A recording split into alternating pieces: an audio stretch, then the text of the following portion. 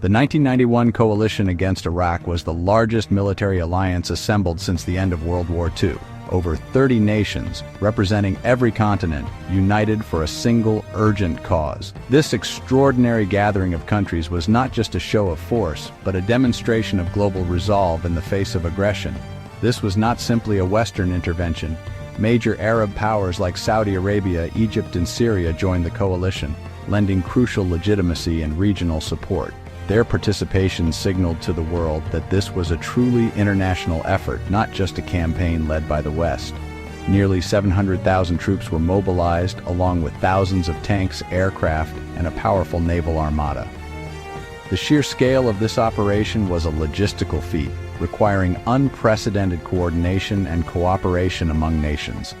It sent a clear, unmistakable message to the world about the coalition's determination. The United States, United Kingdom, France, and key regional partners set aside long-standing rivalries and differences, forming a rare alliance that transcended politics, history, and even language barriers. Soldiers from diverse backgrounds worked side by side, united by a common mission. In stark contrast, the coalition that invaded Iraq in 2003 was far smaller, lacking both the broad international consensus and significant Arab participation that defined 1991. The difference in scale and unity was striking, highlighting the uniqueness of the earlier alliance. The 1991 alliance stands as a fleeting moment of near-global unity, a testament to what's possible when the world acts together with shared purpose. It remains a powerful example of international cooperation in the face of crisis. Guided by a clear United Nations mandate, the coalition's scale, diversity, and sense of purpose remain unmatched in modern history, a reminder of the extraordinary things nations can achieve when they stand together. On August 2, 1990, Saddam Hussein's army invaded Kuwait, aiming for total annexation and control of its oil wealth. Iraq, crippled by debt from its war with Iran, saw Kuwait as both a historical claim and an economic solution. The invasion was swift and brutal, with reports of executions, torture, and looting shocking the world. Saddam miscalculated, expecting division among nations and little resistance. Instead, his aggression unified the world in condemnation, threatening Middle East stability and global oil security. For neighbors like Saudi Arabia, Iraq's move was an existential threat. Saddam's gamble upended the regional balance and challenged the core principles of sovereignty. The world now faced a stark choice: accept conquest or reverse it by force. The international response was swift. Newsrooms around the world buzzed with urgency as the gravity of Iraq's invasion became clear. Within hours, the UN Security Council convened an emergency session, condemning Iraq's invasion and demanding an immediate withdrawal. The world's attention was now firmly fixed on the crisis. Over the following months, a dozen resolutions were passed, imposing strict economic sanctions and, ultimately, authorizing the use of force if Iraq refused to comply. The diplomatic machinery was in full motion. These actions gave the coalition both legal and moral legitimacy, transforming what could have been a unilateral U.S. operation into a truly international effort backed by a broad consensus. Operation Desert Shield began as a massive defensive deployment to Saudi Arabia, aiming to deter further Iraqi aggression and reassure regional allies of international support.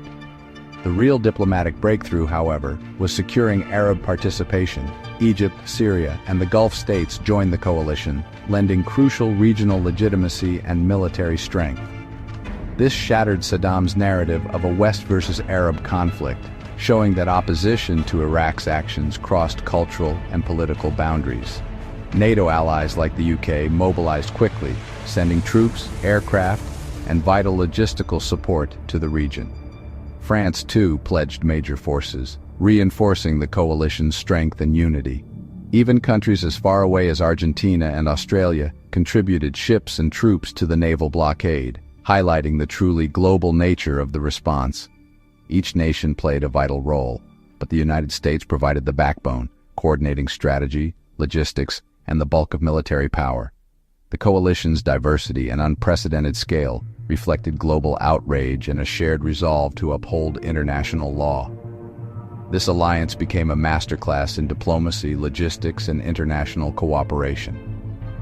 For a brief moment, the world was united in purpose, sending a clear message: Iraq's aggression would not stand, and the world would act together to restore peace. Operation Desert Shield became a logistical marvel. Hundreds of thousands of troops, tanks, and aircraft poured into Saudi Arabia over 5 months. Tent cities, new roads, airfields, and supply depots transformed the desert into the world's largest military encampment. The initial goal: defend Saudi Arabia and deter further Iraqi moves. As the buildup continued, the coalition prepared for a possible offensive to liberate Kuwait. The message to Saddam was clear: withdraw or face overwhelming force. As the UN deadline approached, tension mounted. Troops trained relentlessly for the coming battle. Under General Schwarzkopf, the coalition finalized plans, leveraging months of preparation and technological superiority. The shield was set. The storm was imminent. The world waited for Saddam's response. On January 17, 1991, Operation Desert Storm began with a massive air campaign, not a ground assault. Coalition aircraft, stealth fighters, bombers, cruise missiles struck deep into Iraq and Kuwait, targeting air defenses, command centers, and infrastructure. The goal: achieve air supremacy and cripple Iraq's ability to fight. Stealth technology and precision-guided munitions stunned the world, minimizing collateral damage and maximizing impact. For 38 days, relentless airstrikes dismantled Iraq's military, destroying tanks, artillery, and supply lines. Iraqi morale collapsed. Many soldiers deserted before the ground war even began. By the time coalition troops prepared to advance, they enjoyed total control of the skies. The air campaign's success set the stage for a swift ground victory. Iraq's army, built for attrition, was left hollowed and demoralized. On February 24, 1991, after weeks of intense airstrikes, the coalition launched its long-awaited ground offensive, Operation Desert Sabre. This marked the beginning of the final phase of the Gulf War, as thousands of troops and armored vehicles surged forward across the desert. Instead of a direct frontal assault, General Norman Schwarzkopf executed the bold left hook, a massive flanking maneuver that swept through the open western desert. This unexpected move allowed coalition forces to bypass heavily fortified Iraqi positions and strike at their rear. U.S. Marines and Arab coalition forces pinned down Iraqi troops in Kuwait, engaging them head-on, while the main coalition force swept around in a wide arc, encircling the elite Republican Guard and cutting off their escape routes. Iraqi commanders were caught completely off guard, unprepared for both the speed and the unexpected direction of the coalition's attack. Confusion and chaos spread rapidly through their ranks. The coalition's overwhelming technological edge, featuring advanced tanks, night vision, and precision-guided munitions, combined with tactical surprise, led to a rapid and decisive collapse of Iraqi resistance on the battlefield. Many Iraqi soldiers, demoralized and outmatched, surrendered en masse. Some even gave themselves up to unmanned drones, a testament to the coalition's dominance and the psychological impact of modern warfare. The ground war lasted just 100 hours. Kuwait was liberated, and Iraq's once formidable army was left shattered and in retreat. Scenes of celebration erupted across Kuwait as coalition troops entered the city. President George H.W. Bush declared a ceasefire. The coalition's objectives had been achieved with stunning speed and minimal coalition casualties, marking a historic military victory. Images of jubilant Kuwaitis celebrating their liberation and surrendering Iraqi soldiers flashed across television screens worldwide, symbolizing the war's dramatic conclusion. Operation Desert Sabre became a textbook example of modern warfare, demonstrating the power of speed, technology, and innovative tactics in achieving swift and decisive victory. The coalition's victory was overwhelming, with only 194 service members killed, a testament to technology and planning. For Iraq, the defeat was catastrophic. Tens of thousands killed, the army in ruins, and a humiliating rout on the highway of death. As Iraqi forces retreated, they set over 700 Kuwaiti oil wells ablaze, creating an environmental disaster. Black smoke choked the skies for weeks, devastating the region's ecosystem and health. It took nearly a year to extinguish the fires, underscoring the scale of destruction.